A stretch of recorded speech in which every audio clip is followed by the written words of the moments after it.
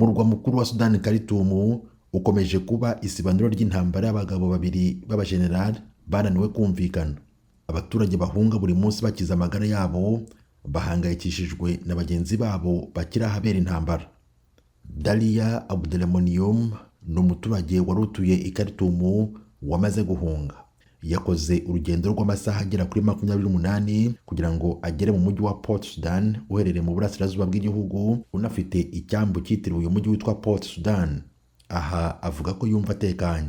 Currently I'm in Port Sudan. We got here yesterday afternoon after Ubu ndi ku cyambu cya Sudani. Twageze hano ejo hashize nyuma y'amasaha ari hagati ya 26 na 28 y'urugendo rwo kuva i Khartoum. Twanyuze mu mijyi 4 cyangwa 5 itandukanye n'inzira ya kure twaciye, ariko niyo byibuze itekanye kugera hano. Ubu twahageze, Imana ishimwe ko turi amahoro. Haratuje ugereranyije n'i Khartoum. Nta ndege z'intambara zikunyura hejuru, nta bisasu biza byitura ku nzu yawe. Ni umugisha kuba turi hano. Turabishimira Imana. Uyu mugore w'imyaka 47 wahoze ari umunyamakuru, kuri ubu wari warafunguye iduka rikora imigati, yemeje ko inzu ye yari hafi y'umuyobozi w'ingabo yaguyeho igisasu cya misile.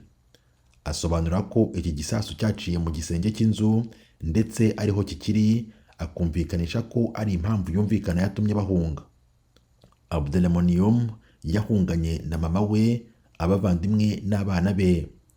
Nubwo yageze ahantu yumva atekanye, ntabwo bimubuza guhangayikira abandi batarabona uko bahunga.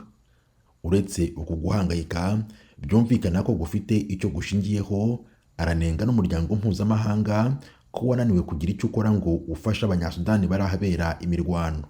I think the international community missed a golden chance when they evacuated the foreign nationals. Avuga ibi yumvikanisha ko ibindi bihugu cyane cyane ibikize birimo gukora ibishoboka byose bigakiza abaturage babyo bari muri Sudani n'abadiplomate. Iyi mirwano ibera muri Sudani yacishije make mu ijoro ryashize.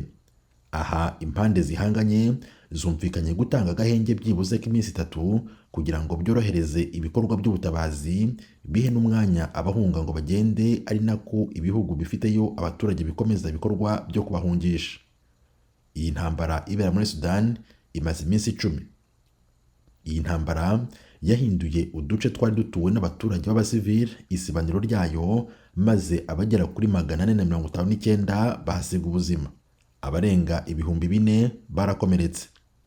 Abatarapfuye ndetse ntibakomereke bahangayikishijwe no kuba mu buzima butagira amashanyarazi n'amazi ndetse n'ibyo kurya, byumvikana ko ari ubuzima bugoye cyane ku gihugu gisanzwe kibeshwaho n'inkunga.